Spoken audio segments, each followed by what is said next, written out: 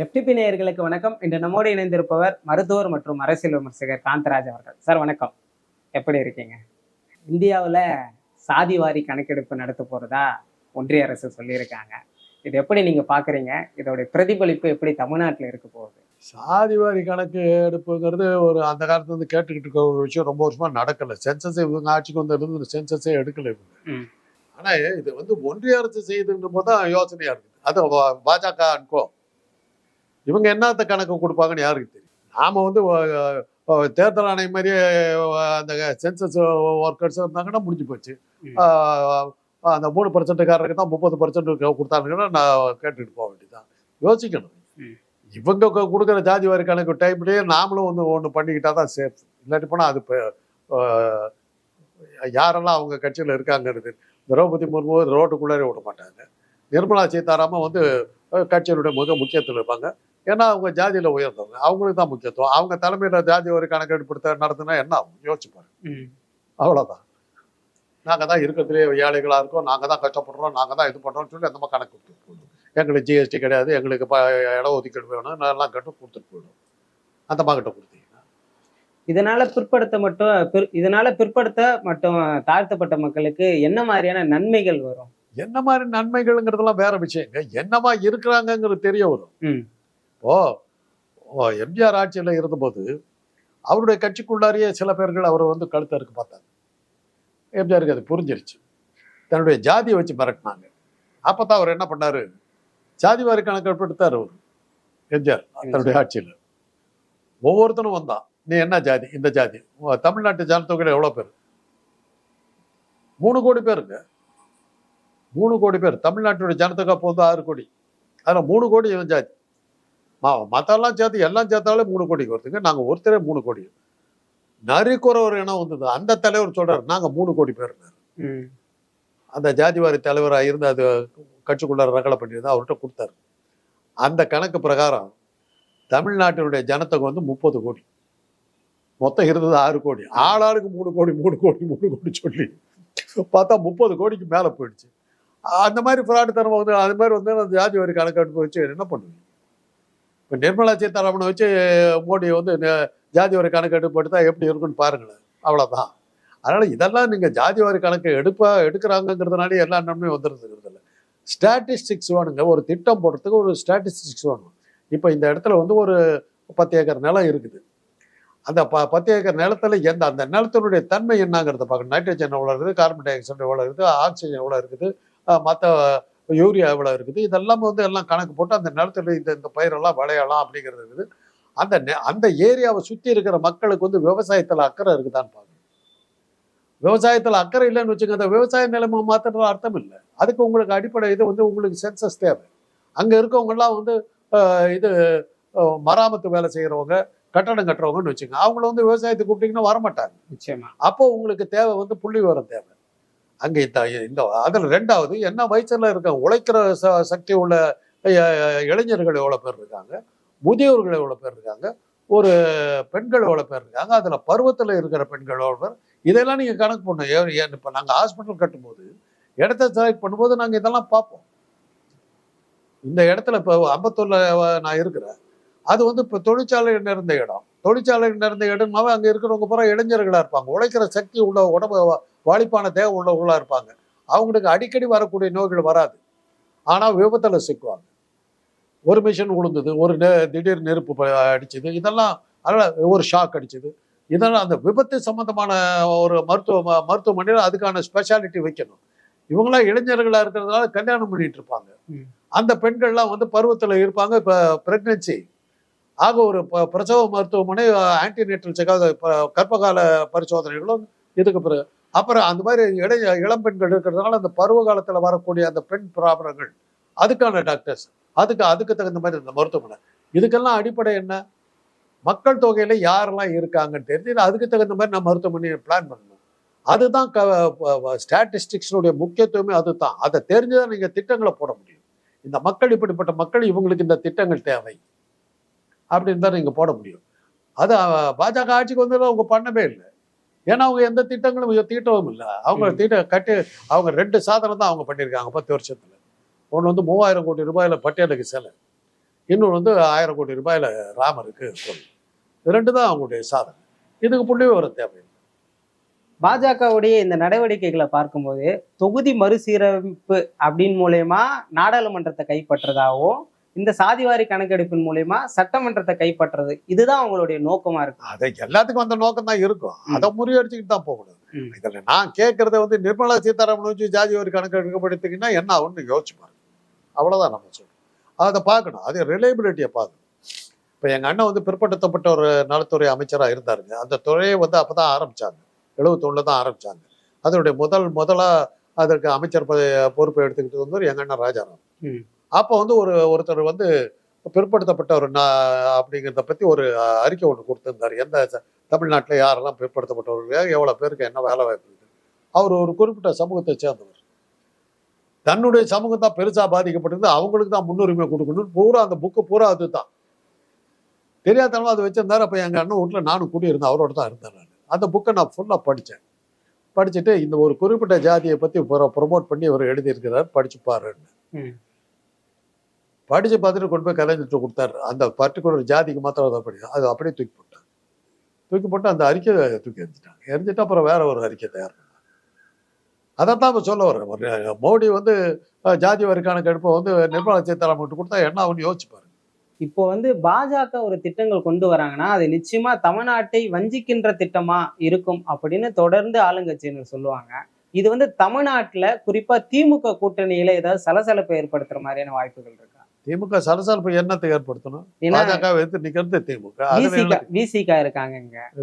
ஏன் விசிகா வந்து அவ்வளவு பலவீனமா நினைக்கிறீங்க? பலவீனமா நினைக்கல. சாதிவாரி எல்லாரும் பார்த்தாலும் உங்க இதை பிரகாரம் பார்த்தா திருமாவளவன் ஒரு சின்ன அப்படி விரல் சொடுக்குனா கூட கட்சி மாறிடுவாருங்கிற மாதிரியான ஒரு இமேஜ் அவரை பத்தி கிளப்பி விட பாக்குறீங்க. அது பாஜகவுடைய தந்திரம்.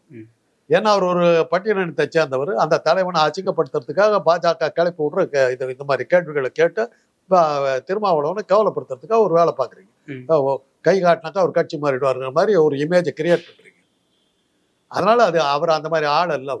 அவர் லட்சியத்துக்காக போராடுறவர். லட்சியத்துக்காக மாத்திரம் இல்லை, சமூக அங்கீகாரத்துக்காக போராடுறவர். அவர் வேலை வாய்ப்புக்காக போராடுறது. வேலை வாய்ப்பை வச்சுக்கிட்டு நீங்க என்னங்க பண்ண முடியும்? இந்தியாவுடைய மிகப்பெரிய பதவி வந்து இந்தியா குடியரசுத் தலைவர் பதவி. திரௌபதி முர்மு தான் இருக்காங்க. அவங்க கதி என்னன்னு உங்களுக்கு தெரியும். இந்தியாவில் சீந்தறதுக்கு கூட ஆள் கிடையாது. சென்னைக்கு வந்துட்டு போனாங்க ஒரு 2 வாரத்துக்கு 3 வாரத்துக்கு முன்னாடி. வந்தது தெரியாது, போனது தெரியாது. ஆமா, அதே அமித்ஷா வந்தா தெரியும். அமித்ஷா வந்தா பூலோகத்துக்கே தெரியுது. அவரை வந்து கோயில் திறக்கிறதுக்கு கூப்பிடல, நாடாளுமன்றம் திறக்கிறதுக்கு கூப்பிடல. காரணம் பட்டியலினத்தை சேர்ந்தவர், விதவை, பெண், சனாதனத்துக்கு விரோதி. உள்ள விடல. போப்பாண்டவர் மரணம். அரசு அங்கீகாரத்தோட உள்ள போய் போப்பாண்டவருடைய இதுக்கு வைக்கிறாரு. அங்க ஜனாதிபதிங்கிற மரியாதை இருக்குது. இங்க ஜனாதிபதியா இருந்தா கூட வெளியே நின்றுன்றார். ராம்நாத் கோவில் முன்னாள் ஜனாதிபதி காசி கோயில் பூசாரி வெளியே போன்ட்டார்ல. அதனால பதவியிலேயோ ஒரு பெரிய பணக்காரராக இருக்கிறதுனால உங்களுக்கு சமூக அங்கீகாரம் கிடைக்காது. சமூக அங்கீகாரம் கிடைக்கிறதுக்கு வழி பண்ணுதா ஜாதி வாரி கணக்கெடுப்புங்கிறத பாக்குறது. அதுக்காக போராடுறது தான் திருமாவளவன். அவசரமா 10.5% இடஒதுக்கீடு அதிமுக பாமகவிற்கு கொடுத்தாங்க. ஆனா அது முற்றிலும் வந்து ஒரு தவறான கணிப்பா தான் எல்லாரும் பார்த்தாங்க. ஏன்னா சாதிவாரி கணக்கெடுப்பு நடத்தாம கொடுத்ததால அந்த பின்விளைவை பாமக கண்டதை நம்ம பார்த்தோம். இப்ப மீண்டும் வந்து பாமக வந்து அதை முன்னெடுத்து தொடர்ந்து பேசிட்டு வராங்க. இதனால அவங்களுக்கு ஏதாவது வாய்ப்புகள்? அவங்க 10.5% வந்து கொடுக்கறதுன்னு பழனிசாமி அக்செப்ட் பண்ணதுக்கு அப்புறம் அதை எதிர்த்து ஒரு வழக்கு போட்டாங்க. அந்த வழக்கே பாமக தான் போட்டுச்சுன்னா என்ன நிறைவேறிடுச்சுன்னா அதுக்கப்புறம் இவங்களுக்கு கேட்கறதுக்கு ஒண்ணும் இல்லை. எதிர்ப்பு வழக்கு பாமக போட்டு அதை தோக்கடிச்சுக்கிட்டாங்க அப்படின்றதுதான் தகவல். ஏன்னா இவங்க அதை வச்சுக்கிட்டு தான் அரசியலை நடத்திக்கிட்டு இருக்காங்க. யாருக்கிட்ட பேரம் பேசுறதுனாலும் 10.5%. ஆட்சியிலேயே நீ இருந்த டெல்லியில வந்து மருத்துவ இதுல 10.5% எத்தனை பேத்துக்கு நீ கொடுத்த? உங்க மகன் எத்தனை பேத்துக்கு கொடுத்தாரு? சேலத்துல வந்து இரும்பு தொழிற்சாலை இருக்குது, வன்னியர் பூமி. எத்தனை 10% 5%க்கு அவங்களுக்கு அங்க இடத்துக்கு வாங்கி கொடுத்தியா? நீ வேலை வாங்கி கொடுத்தியா? நெய்வேலி வன்னியர் பூமி, அங்க எத்தனை வன்னியர்களுக்கு அங்கெல்லாம் நீ போய் கேட்டியா? கேட்க மாட்டாங்க.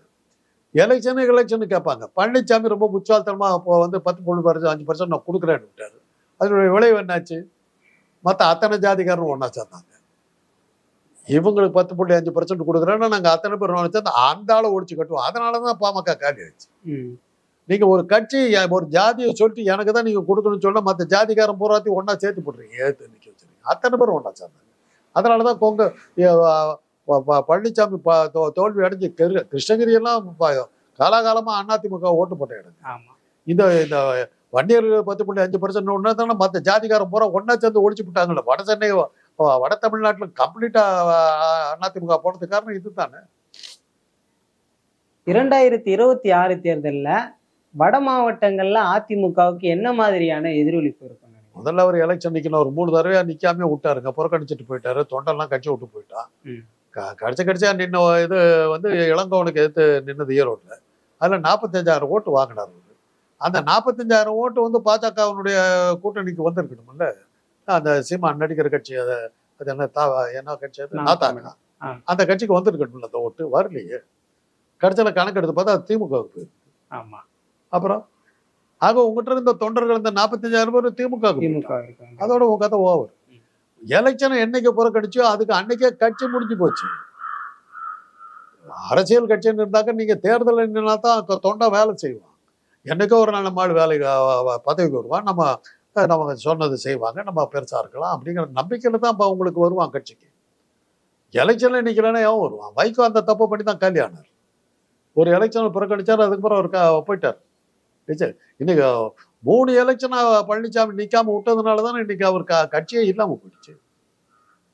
அவர் கூட இருக்கவங்க எல்லாம் பாத்தீங்கன்னா அமலாக்கத்துறையில இருந்து நம்மளை காப்பாத்துவாங்கிற ஒரு செட்டு 1500 பேர், அவங்க தான் அவர் கூட சுத்திட்டு இருக்காங்க. வேற யாரும் அவர்கிட்ட. வட மாவட்டத்துல வந்து நமக்கு பெருசா வாய்ப்பு கிடைக்காதுன்றதாலதான் எடப்பாடி பழனிசாமி அவர்கள் வந்து தென் மாவட்டத்துல இருக்கக்கூடிய நயினார் நாகேந்திரனோட கை கோத்திருக்காரான்னு வச்சுக்கலாம். நயினார் நாகேந்திரன் என்ன கம்யூனிட்டி எனக்கு தெரியாது. அவர் கம்யூனிட்டி பேக்ரவுண்ட் தான் ஜெயிக்கலாம். அவர் ஏற்கனவே அதிமுகவில் இருந்தார், பாமகவில் இருந்தார். ஆமா, ஏதோ ஒரு கட்சியில இது அதிமுகவுடைய இருந்தார், அமைச்சர் பதவியில ஜெயலலிதா போயிருக்காரு. அதனால அவருக்கு தெரியும். நயினார் நாகேந்திரன் என்ன கம்யூனிட்டின்னு தெரியாது. அது அவருடைய கம்யூனிட்டி பெருசா இருந்ததுன்னா தென் மாவட்டங்களுக்கு சம்மந்தப்பட்டிருந்தா அவர் அதை வச்சு விளையாடணும். இப்போ பொன் ராதாகிருஷ்ணன் அப்படித்தானே வந்தார். அவங்க கம்யூனிட்டி பெருசா இருந்தா அதுல தான் தப்பிச்சாரு. குறிப்பா மதுரை மண் பத்தி அதிமுக வச்சு என்ன நினைக்கிறீங்க நீங்க? ஒரு காலத்துல அதிமுகவினுடைய கோட்டை. எம்ஜிஆர் அந்த பக்கம் தானே நின்னார், அருப்புக்கோட்டையில தான் நின்னார். அருப்புக்கோட்டைக்கு அவர் தொகுதியில பிரச்சாரம் பண்றதுக்கே வரல, தன்னுடைய கட் அவுட்டை வச்சு ஓட்டு கேட்டார். பிரச்சாரத்துக்கே வரல. அதாவது அவர் என்னன்னா பிரச்சாரத்துக்கு வராமையே தனக்கு ஓட்டு போடுவாங்கன்னு காட்டுறதுக்காக இது பண்ணார். அப்படியெல்லாம் ஸ்டண்ட் அடிச்சார், வந்தார். ஆனா கொஞ்சம் கொஞ்சமா இறங்கிக்கிட்டே போச்சு. அப்புறம் உடம்பு சரியில்லாம படுத்தனால கடைசி எலெக்ஷன் தப்பிச்சார், 2 தோத்து போயிருக்காரு. அந்த அளவுல தான். மதுரையில எம்ஜிஆருக்கு கொடுத்த வரவேற்பை பத்தி நீங்க சொன்னீங்க. அப்படியே இங்க நம்ம தாவேகா தலைவர் விஜய் அவர்கிட்ட எல்லா சினிமாக்காரரும் ஒரே ஸ்டண்ட் தாங்க அடிப்பாங்க, அவங்களுக்கு வேற ஒன்றும் தெரியாது. இதுதான் இது போய் என்ன மாதிரி ஆட்கள்லாம் பார்த்து பார்த்து சலிச்சு போன விஷயம். வேற டெக்னிக்கே தெரியாதவங்களுக்குங்கிறது தான் இது. பாம்புக்கும் கீரிக்கும் சண்டை விடுற இதை வச்சுக்கிட்டு நீ எத்தனை வருஷம் அந்த வித்தையை காட்டிக்கிட்டு இருக்க போறீங்க பல்படி வியாபாரத்துக்கு? இன்னைக்கு அந்த இதுவும் நின்று போச்சு. பாம்புக்கு கீரிக்கு சண்டை விடுறவனை காணும், பாம்பையும் காணும், கிரியும் காணும். ஒரு சினிமா நடிகரா போயிட்டு ஒரு ப்ரெஸ் மீட் கொடுக்குறாரு, நான் ஜனநாயகன் படத்துக்காக போறேன் அப்படின்னு. ஆனா அரசியலில் வந்ததுக்கு அப்புறம் முதல் ப்ரெஸ் மீட் செய்தியாளரை சந்திக்கிறார் தாவேகா தலைவர் அப்படின்னு. இப்படி ஒரு ப்ரொஜெக்ஷன் இது தேவைதானா? அவர் அரசியலுக்கு வர விரும்பலைங்க, அதுதான் உண்மை. அவரை தொந்தரவுப்படுத்துறாங்க. அமித்ஷா மிரட்டு போதெல்லாம் அவர் ஒரு கூட்டம் போடுறாரு, 3 மாதத்துக்கு ஒரு தடவை ஒரு கூட்டம் போடுறாரு. மறுபடியும் இப்போ இது முடிச்சிட்டாரு, மறுபடியும் இன்னும் 3 மாதம். இப்போ ஏப்ரல், மே, ஜூன், ஜூலை, ஆகஸ்ட்ல தான் அடுத்த கூட்டம். 3 மாதத்துக்கு ஒரு கூட்டம் தான் போடுவார். அமித்ஷா மிரட்டினாக்க அது அவர் சரியா கூட்டம் போட மாட்டேங்கிறதுனால தான் அஜித்துக்கு உடனே பத்மபூஷன் கொடுத்து நீ ஒழுங்கா வரலன்னா அஜித்துக்கு இது பண்ணிடுவாங்க.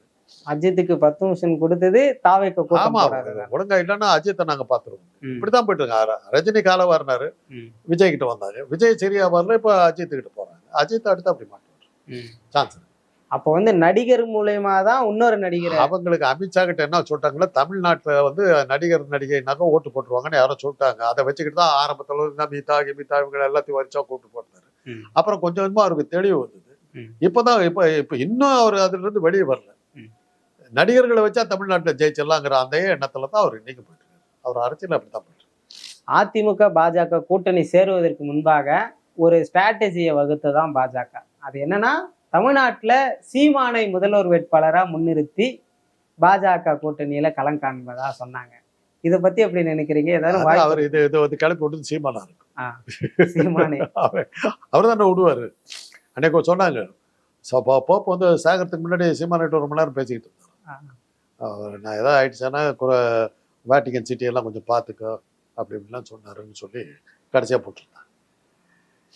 அவர் என்ன சொல்றாருன்னா 2026 தேர்தலில் திமுகவுக்கு பெரும்பான்மை கிடைக்காது, அதிமுக பாஜக கூட்டணிக்கு பெரும்பான்மை கிடைக்காது, அப்ப நான் தான் அதிக தொகுதிகளை கொடுத்து முதலமைச்சர் வேட்பாளரா இருப்பேன். அப்படிதான் ஈரோடுல நின்னாரு. டெபாசிட் கூட இன்னைக்கு ஊர்ல டெபாசிட் வாங்க. அதெல்லாம் மக்கள் தெளிவா இருக்காங்க. அதெல்லாம் மக்கள் தெளிவா இருக்கு. அவர் சர்வைவலுங்க. இன்னைக்கு அவர் வேற ஒரு சாதனைக்கு போயிட்டு இருக்காரு. ஒரு பொண்ணுக்கு 7 முறை கருக்கலைப்பு செஞ்ச சாதனை யார் பண்ணியிருக்கான்னு கேட்டாரு. ஒருவேளை அந்த சாதனை முறியடிக்கிறதுல சீரியஸா இருக்காரு. கொஞ்ச நாளா ஆளைய காணும். செய்தியாளர்களை சந்திக்கிறாரு போல அப்பப்போ.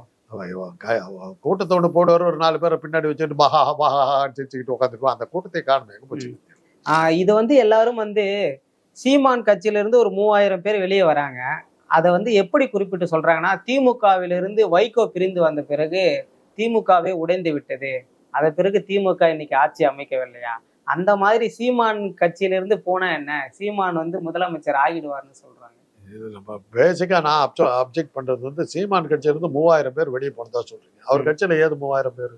3000 பேர் கூட இல்லையா? 300 பேர் இருந்தாலே பெரிய விஷயம். அது ஒரு கூட்டம் தாங்க. அந்த 15 பேர் 20 பேர் நிப்பாங்க. அவங்களே தானே எல்லா இடத்துலயும் வர்றாங்க. அவங்களே தான் பின்னாடி நிற்பாங்க. அவர் சொல்ற ஜோக்கெல்லாம் சிரிச்சுக்கிட்டு இருப்பாங்க. அவங்கள தவிர வேற யார் இருக்கா அவர்கிட்ட? 3000 பேர் சொல்லி அவரே பயந்துட போறாரு. நம்ம கிட்ட இவ்வளவு பேர் இருக்காங்களா? அவருக்கே தெரியாத விஷயத்த சொல்லு. 3000 பேர் இருந்தாங்க அவர் டெபாசிட் வாங்கியிருப்பார். நிச்சயமா. நாம் தமிழர்ல இருந்து யார் வெளியே வந்தாலும் மாநில ஒருங்கிணைப்பாளர், மாநில செயலாளர், மாநில பொறுப்புல இருக்கவங்க மட்டும்தான் வெளியே வராங்க. அதாவது அவர் கட்சி உறுப்பினர்களுக்கு பேரே மாநிலம் தான். மாநிலம் தான். யாரும் மாவட்டம் கைவட்டம்லாம் மாநிலம் தான். எல்லாருக்கும் எல்லாத்துக்கும் மாநிலம் தான். குறிப்பா 2026 தேர்தல் எப்படி இருக்க போகுது? என்ன மாதிரியான சாதக பாதகங்கள் இருக்க போகுது? 2026 தேர்தல் எப்படி இருக்க போகுதுங்கிறதா தீவிரவாத தாக்குதல் வந்துருச்சு இல்ல. இப்ப இதை வச்சுதான் இந்த ஹைப்பு தான் போயிட்டு இருக்கு. பாகிஸ்தான் படையெடுப்பு, பாகிஸ்தான் நம்ம மேல குண்டு போட போகுது, பாகிஸ்தான் படையெடுத்து வர போகுது, பாகிஸ்தான் இது பிடிக்க போகுதுங்கிறத இதுதான் ஓடிட்டு போகுது. அது அந்த எலெக்ஷன் டைம்ல எப்படி வருதுங்கிறத பார்க்கணும். புல்வாமா தாக்குதல் வச்சு தான் போன தடவை ஜெயிச்சாங்க. எப்படி அதை சொல்றீங்க? புல்வாமா தாக்குதல் வச்சு அப்ப போன தடவை எலெக்ஷனுக்கு முன்னாடி தான் அது நடந்தது. என்ன மாதிரியான ஸ்ட்ராட்டஜியை பாஜக? இதை பாருங்க, நம்ம ராணுவத்தையே கொண்டுட்டாங்கிறத பாஜக சொல்லிச்சு. எலெக்ஷன் முடிஞ்ச ரிசல்ட் வந்த ஒரு வாரத்துல அதை நடத்தினதே நான் இவங்க தான் சொல்லி அர்ணாப் கோஸ்வாமியை கைது மூலமா வெளியே வந்தது இல்லை. அப்பவே வெளியே வந்துருச்சு. இப்ப நடந்துக்கிறது எல்லாரும் சொல்றாங்க புல்வாமா 2ங்கிறாங்க. புல்வாமா தாக்குதல்ல ஒரு 40க்கும் மேற்பட்டவங்க இறந்து போறாங்க. எல்லாருமே ராணுவத்தினர். நிச்சயமா. இந்த தடவை இறந்து போனவங்க வந்து பொதுமக்கள். ஆனா 40 பேர் இறந்து போன பிறகும் கூட இந்தியா போயிட்டு ஒரு முகாமை தான் அடிச்சு நொறுக்குறாங்க. ஆனா நாங்க பாருங்க, இந்தியா ராணுவம் எவ்வளவு பெருசு, பாகிஸ்தான் ஒரு முகாமையே வந்துட்டு கொளுத்திட்டாங்க அப்படின்றாங்க. அப்ப அந்த மாதிரியான பிம்பங்கள் இன்னமும் தமிழ்நாட்டுல செல்லும்னு நினைக்கிறீங்களா? தெரியாது. அங்கேயே செல்லுலையே, அங்கேயே கேட்கறாங்களே. இப்ப என்ன சொல்றாங்கன்னா 250 கிலோமீட்டர் தூரத்துல இருக்குதான் பகல்காம் பாகிஸ்தான்ல இருந்து. பஸ்ல எல்லாம் போக முடியாதான். தீவிரவாதி நடந்தே வந்திருக்கிறான் 250 மைல், 250 கிலோமீட்டர். அப்ப ராணுவம் எங்க போச்சு? பாகிஸ்தான் பார்டர்ல இருந்து காஷ்மீர்ல இருந்த ராணுவம் போலீஸ்காரர் எங்க போனாங்க? யார் பதில் சொல்றது?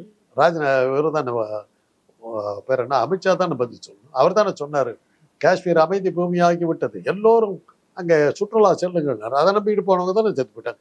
250 கிலோமீட்டருக்கு வண்டி வசதி இல்லாத இடத்துல தீவிரவாதி தாக்குதல் பண்ணிட்டு போயிட்டாங்க. திரும்பி பிடிக்கல. இன்னைக்கு ஊர்ல யாரையும் பிடிக்கல. நடந்து ஒரு வாரத்துக்கு மேல ஆயிடுச்சு. இன்னைக்கு ஒருத்தரையும் கைது பண்ணல. நிச்சயமா சார். தற்கால அரசியல் சூழ்நிலையில் இருக்கக்கூடிய பல்வேறு விஷயங்களை பத்தி விவாதிச்சோம். நம்ம மேலும் ஒரு காணொலியில சந்திக்கலாம். நன்றி.